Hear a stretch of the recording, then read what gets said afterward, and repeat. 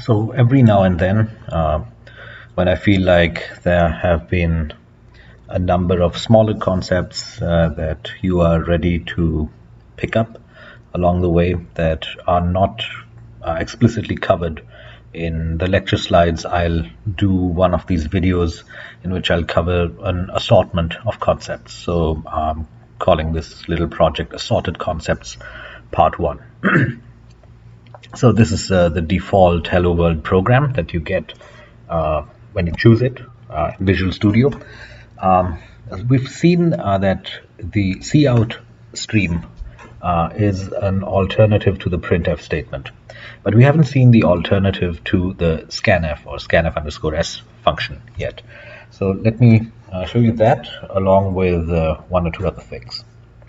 So first of all, let me simplify this.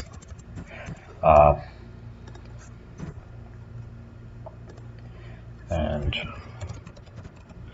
include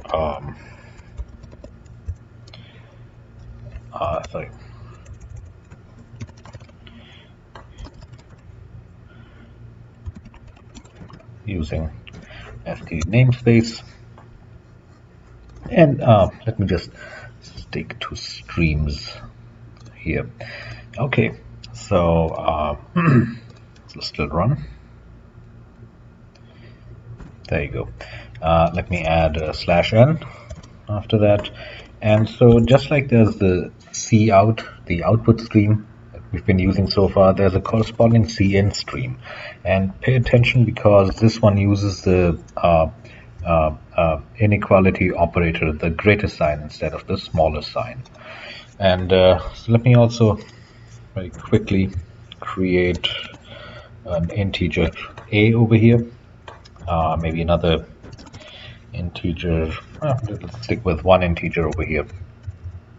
And let's say I want to read in the value from the keyboard and put it in variable a. And just to make things look a little more friendly, I'm going to put a prompt over here.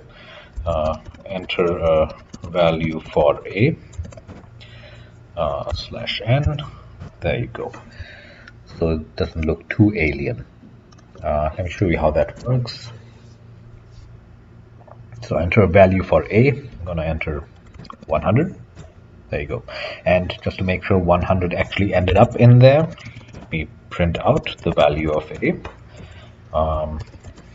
And I can do that something like this. So I want to print out a string followed by the value of a. And this is how I would do that using the cout stream, the output stream. Value of a is space, again the two n signs followed by a, and run that. So enter a value for a, 100. There you go. Value of a is 100. Now you see that I need new line character over here at the end in order for this to look a little nicer. I have two options actually. I could continue the string by adding those two less than characters over there. So that'll work. As you can see, now I have this new line over here. But there's another option. If you don't want to use the shift key to insert these double quote characters, you can use end line. Okay, this will produce the same output, and we usually use that in conjunction with the cout stream. Let me show you. The output will still look the same. So 100. There you go. Still a new line character. So end L in C++, end L is the equivalent of a new line character, /n. Okay, let's just say for fun, I'm going to cout.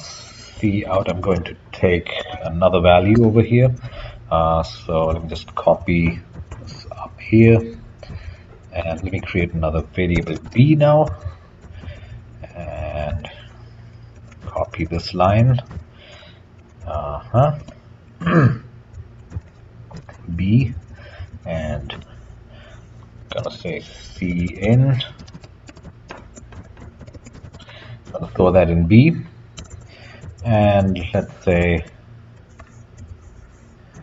at the end of that, let me just clean this up a little bit. So it's usually good manners to declare your variables at the start of the function, keep them together, and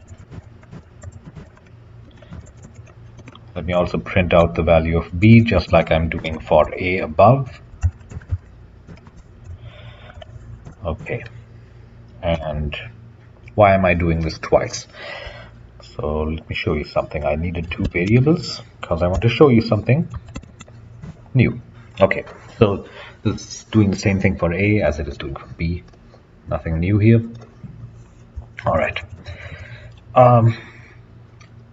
So you've already used the if statement, the if else if statement, if else if else statement, if else if else statements. You've done all of that. So far we have used very simple conditions that we have been evaluating in if and else if blocks. So but sometimes you want to evaluate more complex conditions. Now you already know how to do arithmetic in C, addition, subtraction, multiplication, division, finding the mod, the remainder of a division, doing assignments. You know how to perform comparisons between variables, check for equality, inequality, less than, greater than, all those relationships. Here's another thing, another tool that you can use, and they're called logical operators. Okay, actually quite straightforward. So let me give you an example over here. So let's say we have an if block, and if, let's say, A is equal to 100, I am going to go in there and let's stick with output streams for this example. Cout, I'm going to print out a message saying A is 100. You already know how to do that, no problem. And just to be proper, all this is a single line of code and I don't need to. I'm going to use parentheses over here like this. And if I run this, no problem. A is 100. There you go. So that's printing out, no problem. Let's also put a new line after that to give it some space. Okay. I think you want to do something slightly more fancy. You want to check if you want to print out some message if A is 100 and B also takes on a certain value. So let me move this one into the else if block and add a new if block up here, and in here I'm going to check if A is 100 and B is also 200 at the same time. I need to put something in here between them, something that says and, this and that. A equal to 100 and B is equal to 200. Now for that I need a logical operator, and the logical operator, the equivalent of saying and, is this, 2 ampersand signs. And let's say if that is true, I want to print out some message. I'm just going to say A is 100 and B is 200. There you go. And so if this is true, this message will print out. If it's not true, but just A is 100, this other message will print out. So let me try that out. So A is 100, B is 200. There you go. A is 100 and B is 200. We are printing out this line because this condition over here in the if block evaluates to true. because both this condition and this other condition over here, b equal to 200, both are true. Now, just like you can say and, there's another condition you can use. So else if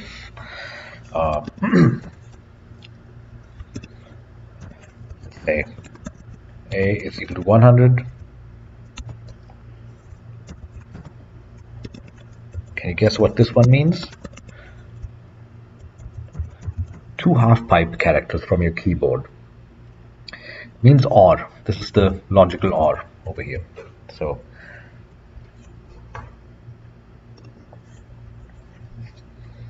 and that happens to be true. I'm going to say print out cout,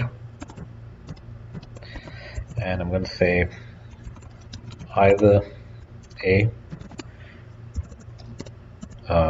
is 100 or B is 200.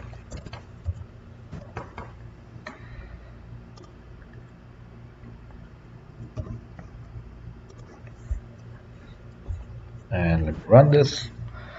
Don't worry if this program doesn't seem useful. That is really not the purpose. The purpose is introducing you to, this time the purpose is showing you the cin stream, the input stream, and showing you these logical operators. Okay, 100, 300. Look what prints out. So either A is 100 or B is 200. Well, A is 100. So basically, we did not go into the if block because B was assigned the value 300, A was assigned the value 100. So we didn't go into the first if block, but we did go into the next else if block because A was 100 and B did not necessarily have to be 200 for that. It had to be one or the other. Okay, so one last thing that I want to show you. For that, I am going to comment this. I'm going to comment out these if-else blocks, blocks, yeah, and make that void. One other thing that you can do is sometimes you have a variable and you know right up front that this should have a fixed value that should not change. In that case, what you can do is you can declare that variable a constant, and the way you do that is this. So basically add this new keyword const, short for constant, in front of the declaration of the variable, and you also of course have to assign it a value at that point because you cannot change its value later on. As I did this, you'll immediately see that since B is now a constant integer, it cannot be assigned a new value. And you'll see that here on line 19 we have this red squiggly appear under the assignment operator of cin. It's because since B is declared a constant, I cannot assign it a new value with the cin stream, with the in stream using cin. So if I try running this, I'll get an error. Okay, so I cannot assign it a new value. Cannot happen.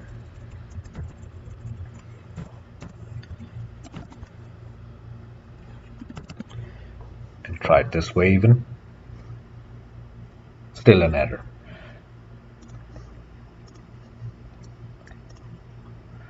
See, so if you want to look at the error, B, you cannot assign to a variable that is constant. Okay, so if you're absolutely sure that something needs to have a constant value that you specify right in the beginning, you can do that by declaring that particular variable a constant. So that was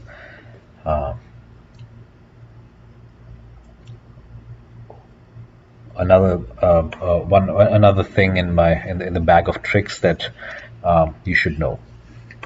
So I think that's it for the moment, and whenever I think there's something that hasn't been covered but should be, we'll get to that.